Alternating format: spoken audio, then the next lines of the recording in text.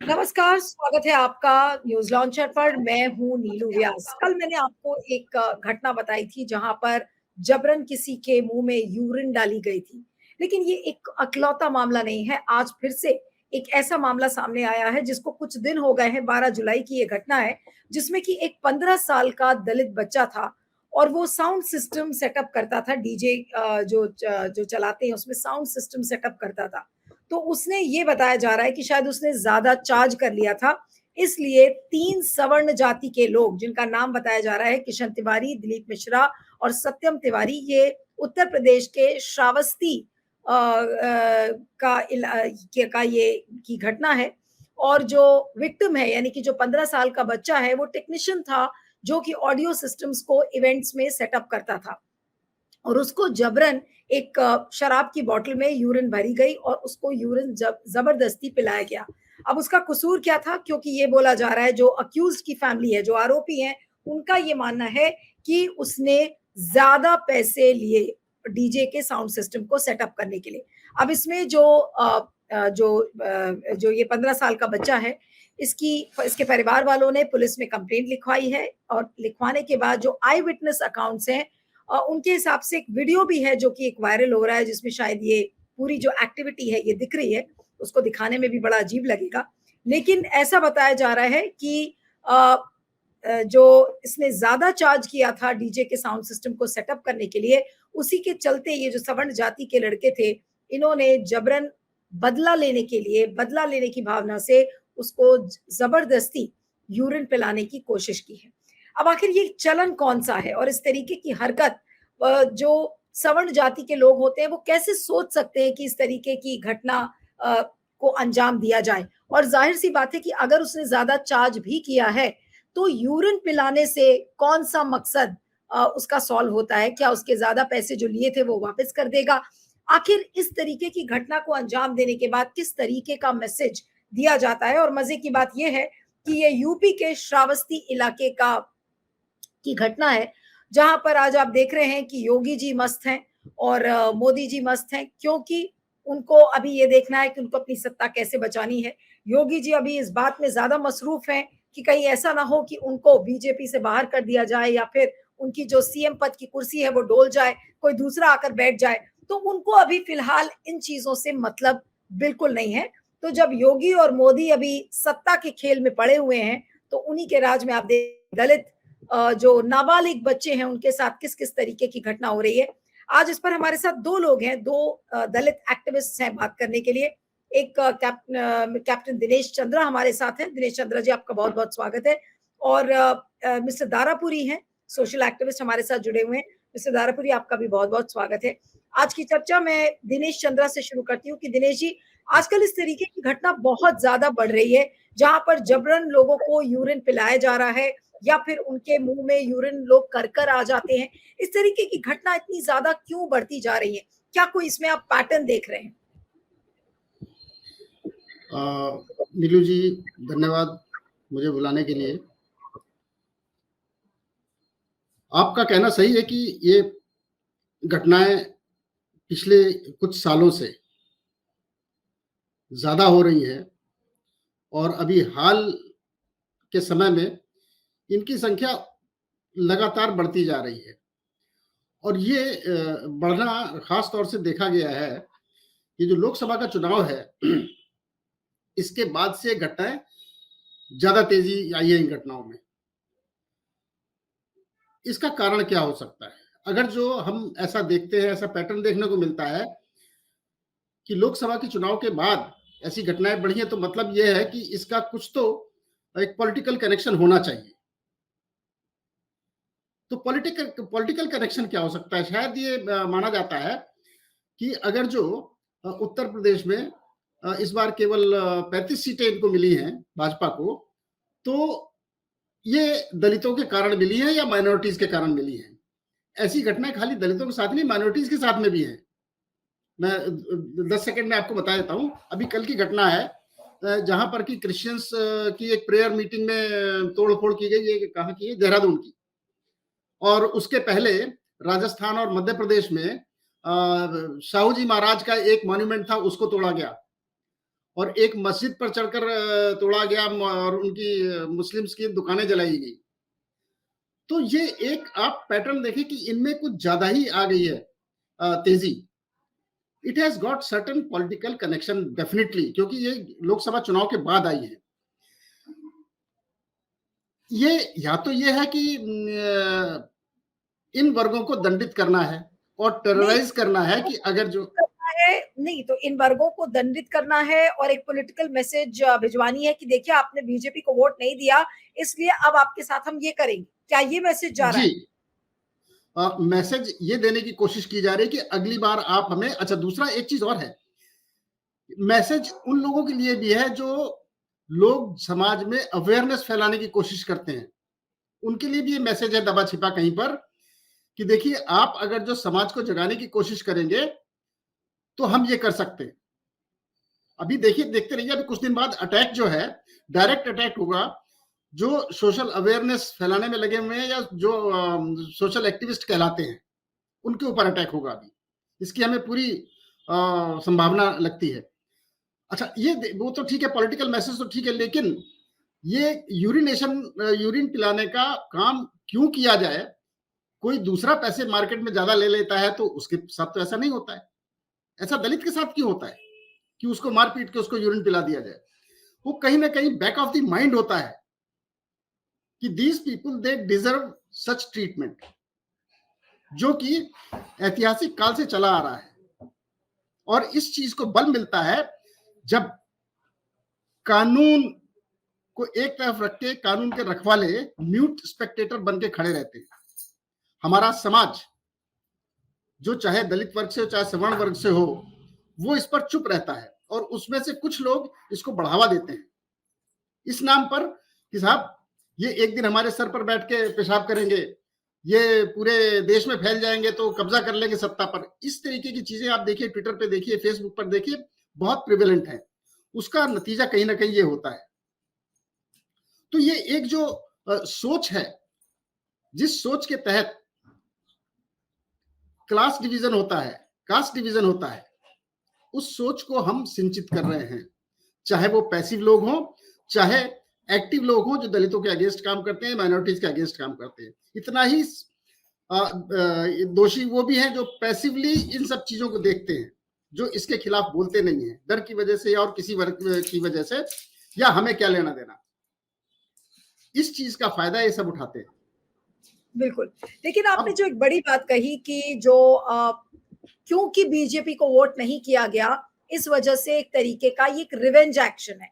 Mister Darapuri, मैं अब आपके पास आती हूँ। आपको लगता है कि क्या ये एक रिवेंज एक्शन के तहत ये यूरिनेशन वाले जो इंसिडेंट्स हैं, ये इतने ज़्यादा बढ़ गए हैं? आए दिन कहीं न कहीं इस तरीके की खबरें आ रही हैं कि या तो यूरिन किसी के ऊपर कर दी जाती है या तो जबरन उनको पिलाया जाता है।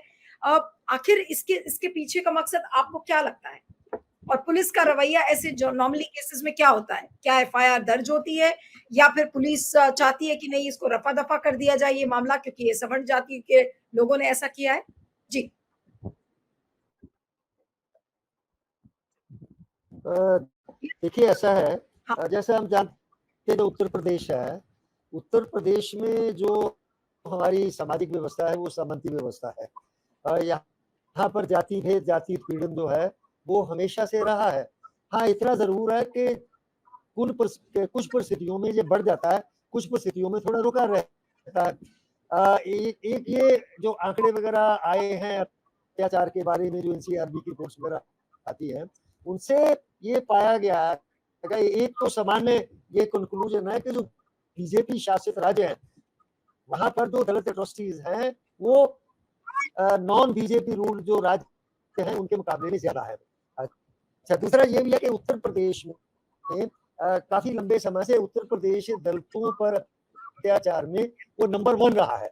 यहाँ की संख्या जो बहुत बड़ी है, वैसे तो सरकार ये देती है कि यहाँ पर आबादी ज्यादा है, परंतु उसमें जब हम जो नेशनल रेट ऑफ क्राइम है उससे जब हम कंपेयर करते हैं तो उत्तर प्रदेश में दलितों पर एट्रोसिटीज का जो रेट है वो नेशनल रेट ऑफ क्राइम से ज्यादा रहता है। अच्छा, दूसरा ये है कि जो अभी आपने बताया चुनाव वाला, इसमें एक प्रभाव हो सकता है, पर वो जो पॉलिटिकली ज्यादा एक्टिव लोग हैं वो अगर करते हैं तो वो ज्यादा क्लियर आपको दिखाई देगा।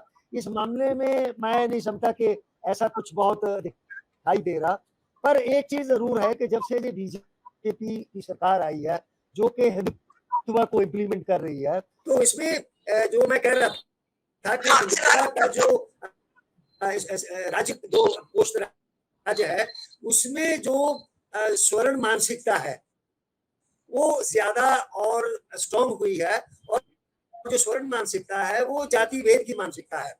तो जब सरकार का नजरिया ही मतलब हिंदुत्ववादी हो तो फिर जो तो सामान्य जो लोगों का व्यवहार है वो दलितों के प्रति वो अधिक कठोर हो जाता है और अधिक जालमाना हो जाता है। तो ये जो घटनाएं हैं, वैसे तो अत्याचार तो पहले भी होते रहे हैं और काफी बड़ी बड़ी घटनाएं भी होती रही हैं, परंतु अब जिस तरह से छोटे छोटे मामलों में मतलब है ये पेशाब पिलाना, उनको दूसरा मल खिलाना, ये सब करना जो है इसकी फ्रिक्वेंसी बढ़ गई है। वो दर्शाती है कि समाज के अंदर जो जाति उत्पीड़न है उसको वर्तमान सरकार से कुछ ना कुछ जो है उसको एक फोर्स मिल रही है, एक ताकत मिल रही है।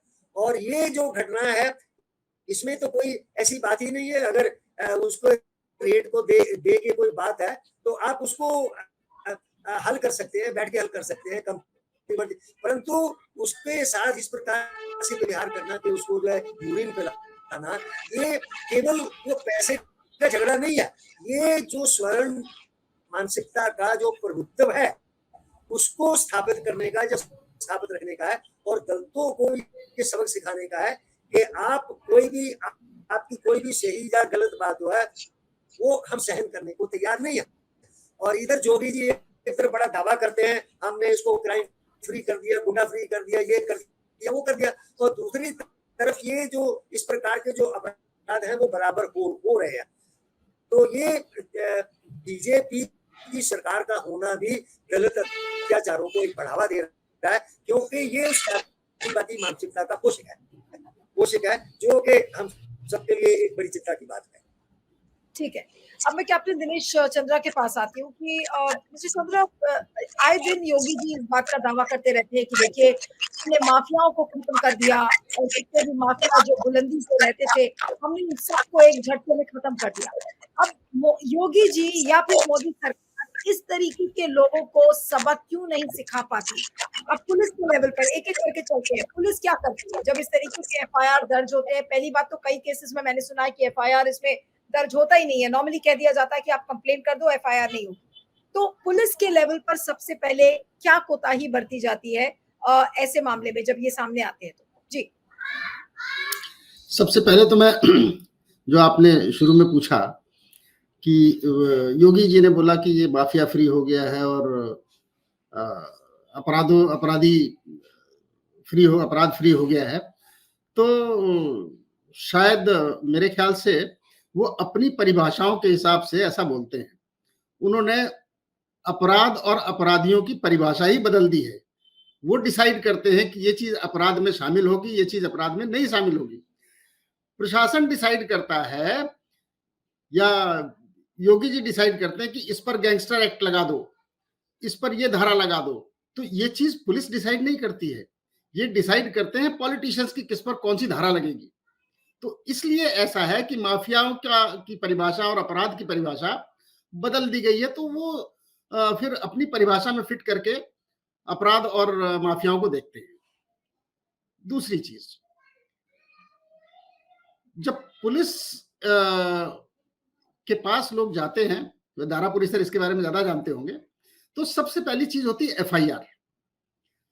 एक तो एफआईआर जैसा आपने बताया कि शुरू में उनको टहलाते रहते हैं, मना करते रहते हैं, ये हो गया चले जाओ, ऐसा कुछ नहीं हुआ है। लेकिन फिर जब वो लोग ऊपर के अधिकारियों के पास जाते हैं, वहां से आदेश लेकर आते हैं, तब एफआईआर लिखी जाती है। और एफआईआर भी ऐसी लिखी जाती है कि बाद में उनका अपराध ही ना सिद्ध हो पाए, या ऐसी हल्की धाराएं लगाई जाती हैं जिससे कि जो अपराध उन्होंने किया है वो बिल्कुल छिप जाता है, जो संगीन अपराध है वो छिप जाता है। तो पुलिस यहां से शुरू करती है।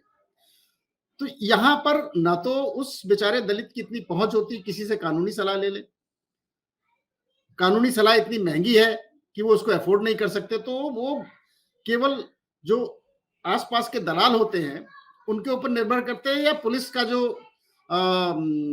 उनका अपना जो कहानी होती है उस पर डिपेंड करते हैं। और वैसे ही अब दूसरा है, क्या क्या उन्होंने एफआईआर में लिखा है और क्या कितना वो जो विक्टिम है वो समझ पाता है उसको, वहां से उनकी हार शुरू हो जाती है। दूसरा ये है कि एक चीज और हम भूल जाते हैं कि SC/ST एक्ट में साफ साफ लिखा हुआ है कि जो लोग अपराध के विटनेस होते हैं SC/ST के अगेंस्ट,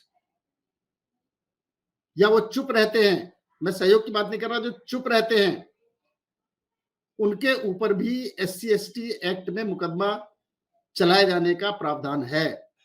दूसरा, अगर जो पुलिस वाले ठीक ढंग से इन केस में काम नहीं करते हैं, तो उनके ऊपर भी अपराध मुकदमा SC/ST एक्ट के तहत चलाए जाने का प्रावधान है। लेकिन कितने लोग जानते हैं और कितने लोग ऐसा करने की हिम्मत कर सकते हैं? आजकल रिटायरमेंट के बाद जब हम सड़क पे निकलते हैं, तो पुलिस वाले सिपाही को देख के हमें डर लगता है, कब हमारी गाड़ी रोक दे, कब कौन सा वो लगा दे, ये माहौल है। तो ऐसे माहौल में हम उस दलित से क्या उम्मीद करते हैं कि वो कितना रेजिस्ट करेगा, कितनी अपनी बात पर अडिग रहेगा? तो पुलिस जो कुछ चाहती है वो करती है। और अब पुलिस थानों में भी योगी जी की कृपा से उन्हीं के आदमी रहते हैं। बाकी सबको दारापुरी सर ज्यादा अच्छा जानते हैं, मैं इस बारे में कोई ज्यादा टिप्पणी नहीं करना चाहता, लेकिन ये हालत होती है। अब ऐसे में वहां से फिर उसके बाद इन्वेस्टिगेटिंग ऑफिसर आता है, एफआईआर हो गई, इन्वेस्टिगेटिंग ऑफिसर वो फिर पैसे की वसूली शुरू करता है। जो एक्यूज्ड है, पैसे की वसूली शुरू करने के बाद जब उसके मन मुताबिक पैसा मिल जाता है, ये फैक्ट है, शायद दारापुरी सर ये इसको ना बता पाए, लेकिन मैं बता रहा हूं, ये फैक्ट है, because I have undergone through this. बिल्कुल। वो जब अपने मन मुताबिक उसको पैसा मिल जाता है, तब फिर वो इन्वेस्टिगेशन में कुछ झोल डालता है और लिख देता है कि भाई साहब ये तो अपराध हुआ ही नहीं, और 4 विटनेस पकड़ता है और करवा लेता है। तो इन्वेस्टिगेशन लेवल पर ही जो गंभीर धाराएं होती हैं वो खत्म हो जाती है। बिल्कुल। हाँ, हल्की फुल्की धाराएं रह जाती है, क्योंकि इंसिडेंट एक्सीडेंट होता रहे। मिस्टर दारापुरी, लेकिन पुलिस इतनी इनकॉम्पिटेंट क्यों हो जाती है? जाहिर सी बात है कि उसको पॉलिटिकल डायरेक्शंस मिलते हैं, इसलिए पुलिस एफआईआर नहीं दर्ज करती है, धाराओं को डाइल्यूट कर देती है। और फिर नॉर्मली ये जो केसेस हैं, अगर आप किसी भी इंटरनेशनल मीडिया को अगर आप देखेंगे, तो वो ऐसे केसेस को ग्रैब करके वो लोग उठाते हैं। और हमारे यहाँ अब आजकल इतने सारे ऐसे केसेस होने लगे हैं, तो ये तो एक बहुत बड़ा सवाल है राज्य सरकार पर, यानी कि योगी जी की सरकार पर, जिस तरीके से पुलिस हैंडल कर रही है। आखिर ये क्या मैसेज दे रहे हैं ये लोगों को? और आज क्या इंटरनेशनल मीडिया इसको रिपोर्ट नहीं करेगा कि ये ह्यूमन राइट्स का केस नहीं है? जी, लीजिए अनम्यूट नहीं करिए है। मिस्टर दारा। हाँ, बोलिए, हाँ, बोलिए। पुलिस पुलिस इनकम्पिटेंट नहीं है, पुलिस का जो वर्किंग है उसमें प्रॉब्लम है। मेरा तो 32 साल का अपना पर्सनल एक्सपीरियंस है कि पुलिस के अंदर पूरी कोई स्वर्ण मानसिकता कहिए या जातिवादी मानसिकता है, वो प्रिवेल करती है। और एक ये सच्चाई है कि पुलिस जो ऑर्गेनाइजेशन है उसके अंदर जो मेजॉरिटी है वो मेजॉरिटी स्वर्णों की है, और उसके अंदर माइनॉरिटीज तो बिल्कुल निग्लिजिबल ही है। SC/ST हैं, वो रिजर्वेशन के कारण थोड़े आए हैं, परंतु वो भी डोमिनेंट पोजीशन में नहीं है या प्रभावशाली पदों पर नहीं है। तो वहां पर कानून जो है, जो SC/ST एक्ट 1989 जो है, वो बहुत अच्छा कानून है, बहुत प्रभावशाली कानून है। और 2016 की अमेंडमेंट के बाद वो और भी बहुत व्यापक हो गया, ब्रॉड हो गया है। उसमें कंपनसेशन बढ़ा दिया गया है, सजा बढ़ा दी गई है, परंतु सारी प्रॉब्लम जो है वो इम्प्लीमेंटेशन को लेके है। और जब तक जो इम्प्लीमेंटेशन है वो प्रॉपर नहीं होगा, as per rule as per law नहीं होगा, तब तक जो कानून है अपने आप में कुछ नहीं है। तो कानून को सही ढंग से लागू करवाना सरकारों की जिम्मेदारी होती है। परंतु मैं रहा 32 साल रहा, मैंने उसमें नहीं देखा कि किसी सरकार ने SC/ST एक्ट को सही ढंग से लागू करवाने की कोशिश की हो या इस पर कोई जोर दिया हो। आपको सुन के बड़ा ताज्जुब होगा कि जो SC/ST एक्ट है उसके जो रूल्स है उसमें एक प्रावधान है कि हर एक 6 महीने में मुख्यमंत्री की अध्यक्षता में एक मॉनिटरिंग कमेटी की मीटिंग होगी। मैं आपको बताऊं, आप दंग रह जाएंगी कि मैंने कभी नहीं देखा कि किसी भी मुख्यमंत्री ने वो जो मैंडेटरी मतलब मॉनिटरिंग मीटिंग है वो किसी ने भी की हो, चाहे वो मायावती रही हो, चाहे कोई मुख्यमंत्री रहा हो, इनका तो मैं देख ही रहा हूँ, इतने सालों से इन्होंने नहीं किया। तो इसीलिए जो अधिकारी है उनकी मानसिकता अपनी जगह पे है, परंतु जो सुपरवाइजरी ऑफिसर्स है और उनकी मानसिकता भी वैसी है। अगर मैंने देखा, अगर आपका सबॉर्डिनेट कुछ लैक्स है, तो अगर सुपरवाइजर सजग है और वो इस पे जोर देता है कि आप सही ढंग से लागू करिए, तो उसको लागू करना पड़ता है। तो जो योगी सरकार है उसका पूरा एक हंगामा है, एक जैसा कहते हैं उन्होंने एक हवा बना रखी है कि हमने वो अपराध मुक्त कर दिया, वो अपराधी कुछ ऊपर चले गए, कुछ नीचे चले गए, कुछ छोड़ के चले गए, परंतु जो आम आदमी के साथ होने वाला जो अपराध है, महिलाओं के साथ है और दलितों के साथ है, उन अपराधों में कोई कमी नहीं है और उनकी इन्वेस्टिगेशन और केस रजिस्ट्रेशन के भी बहुत दुर्दशा है। ये मेरा अपना व्यक्तिगत एक्सपीरियंस है सर्विस में रहते हुए कि SC/ST एक्ट का या किसी महिला के लिए अपने साथ हुए दुर्व्यवहार की FIR लगाना सबसे मुश्किल काम होता है और इन्वेस्टिगेशन तो बाद की बात है। तो ये जो है, इसके लिए मैं सरकार को सीधे जिम्मेदार से ठहराता हूँ कि तुरंत FIR दर्ज क्यों नहीं होती और जो प्रोटेक्शन मिलना चाहिए क्यों नहीं मिलता और जो समय बाद उसका इन्वेस्टिगेशन क्यों नहीं होता और बाद में कोर्ट में पैरवी करके जो है सजा क्यों नहीं मिलती। आपको ताज्जुब होगा कि जो SC/ST एक्ट के केसेस हैं उसमें जो कन्विक्शन रेट है वो 20-25% से भी कम है। गुजरात में तो एक साल में केवल कन्विक्शन रेट 5% था। जो केस कोर्ट में गए थे सिर्फ 5 केसेस में जो है किसी को सजा हो पाई। तो ये जो पूरा सिस्टम है, जो लॉ है, जो इम्प्लीमेंटेशन है, इसको सरकार के स्तर पे जो है देखे जाने की जरूरत है और वो सरकार की अपनी प्रायोरिटी और अपनी मानसिकता पर निर्भर करता है। क्या वो वास्तव में इन वर्गों को कोई रिलीफ देना चाहते हैं या नहीं देना चाहते। उसमें राजनीति में एक बहुत बड़ा जो है अपना उसका रोल होता है। जैसे चंद्रा जी ने बताया कि हाल में जो चुनाव हुआ है उसमें दलित और माइनॉरिटीज ने भाजपा को वोट नहीं दिया है, तो वो एक दुश्मनी, उससे नई दुश्मनी पैदा हो गई है, जो पॉलिटिकली दुश्मनी जिसको कह सकते हैं। तो ये कुल मिला के जो इम्प्लीमेंटेशन है वो तो होपलेस है और दलितों को जो इससे रिलीफ मिलना चाहिए, जो प्रोटेक्शन मिलनी चाहिए या नुकसान हो जाने पर जो कंपनसेशन मिलना चाहिए वो नहीं मिल रहा है और दलित जैसे पहले थे और कुछ मामलों में तो पहले से ज्यादा अत्याचारों का शिकार हो रहे हैं उत्तर प्रदेश में। ठीक है, अब मैं दिनेश चंद्रा जी के पास आती हूँ अंतिम कमेंट के लिए कि आपने जो शुरू में बात कही वो बहुत इंपॉर्टेंट थी कि क्योंकि इस वर्ग ने बीजेपी को वोट नहीं दिया, इस वजह से इस वर्ग को अब बदला लेकर और मजा चखाने की कोशिश की जा रही है और इसीलिए आपने यही पॉइंट आउट किया कि इसीलिए आए दिन इस तरीके की वारदातें बढ़ रही हैं जहां पर दलित पर एट्रोसिटीज की जाती हैं, उनके मुंह में यूरिन डाला जाता है, जैसे कि आज के केस में किया गया जहां पे फॉस्फीड किया गया, एक लिकर की बोतल में यूरिन को डाला गया और उस 15 साल के दलित बच्चे को फॉस्फीड किया गया है। आपके हिसाब से क्या सजा होनी चाहिए ये जो तीनों सवर्ण जाति के जो लोग हैं जिन्होंने ये काम किया है?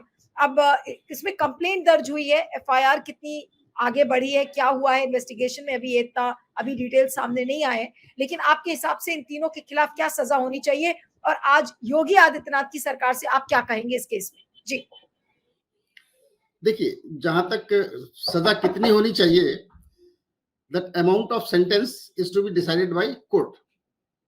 ठीक है, मैं तो केवल इतना उम्मीद करता हूं कि कानून के तहत प्रॉपर कार्रवाई हो और अगर जो प्रॉपर कार्रवाई हुई तो सजा जितनी मैक्सिमम होनी चाहिए वो होगी, बशर्ते कानून के तहत कार्रवाई हो।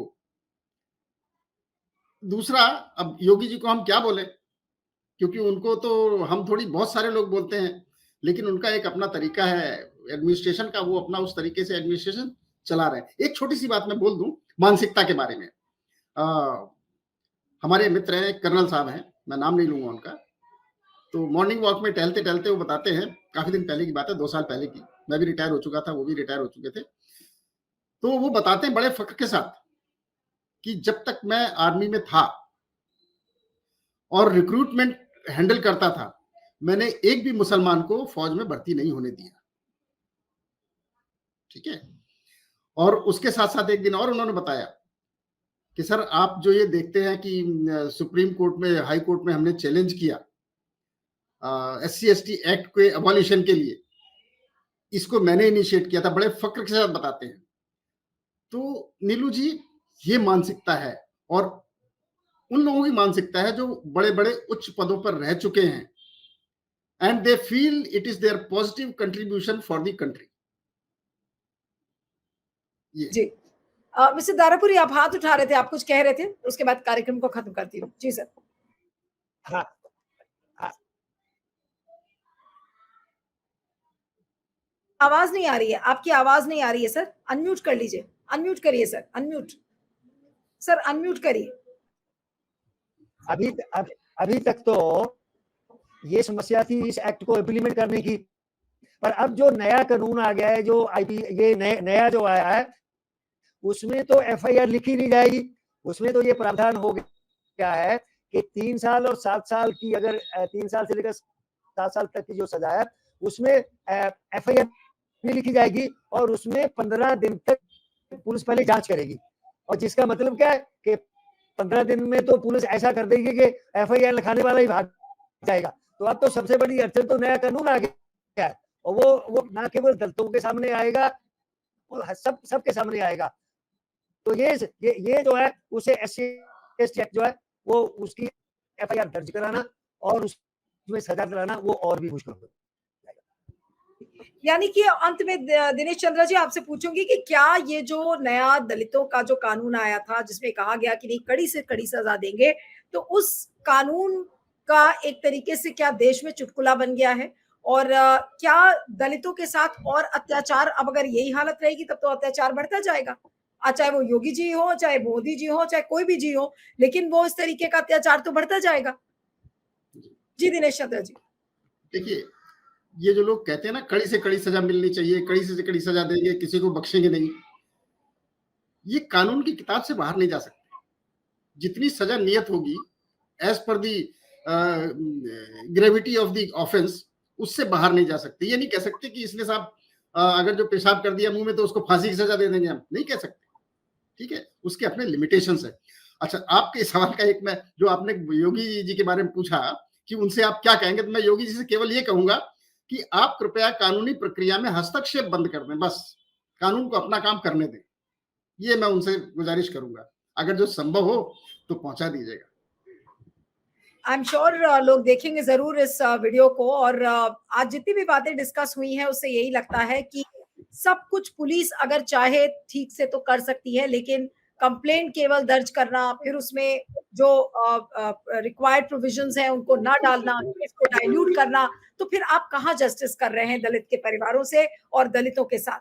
और दलितों के साथ अगर इसी तरीके से होगा तो फिर ये तो अन्याय बढ़ता ही जाएगा, क्योंकि इसको पॉलिटिकल संरक्षण मिला हुआ है, क्योंकि योगी सरकार इन चीजों में दखलंदाजी करती है और इन चीजों को बढ़ावा देती है। जो ये अभी का केस है जो हम डिस्कस कर रहे हैं, बस्ती का, उत्तर प्रदेश का केस है, तो जाहिर सी बात है कि यहाँ से लोगों को पॉलिटिकल संरक्षण मिला हुआ है। पुलिस का भी मनोबल बढ़ा हुआ है कि नहीं भाई, हमें तो ऐसे केसेस के खिलाफ ज्यादा कार्रवाई नहीं करनी है, तो जाहिर सी बात है कि उन लोगों के खिलाफ कार्रवाई नहीं होगी। तो अंत में यही कहूंगी कि इस समय सत्ता का खेल ऐसा है कि इस समय सब मशगूल है, लेकिन दलितों के साथ क्या कुछ हो रहा है किसी से कोई मतलब नहीं है। वो तो जब वोट पाने होते हैं तो फिर दलित आउटरीच प्रोग्राम शुरू हो जाते हैं, जब वोट चाहिए होता है तो सोशल इंजीनियरिंग करके उन जातियों के तरफ उनको रिझाने की कोशिश की जाती है। उनसे ये कहा जाता है कि आपका मकान बनवा दिया जाएगा, हम आपको घर दे देंगे, हम आपके लिए टॉयलेट्स बनवा देंगे, लेकिन उनके मान सम्मान, उनकी जो गरिमा है, उसके लिए सरकार क्या कुछ करती है, ये एक उदाहरण आपके सामने है। और ऐसे बहुत सारे उदाहरण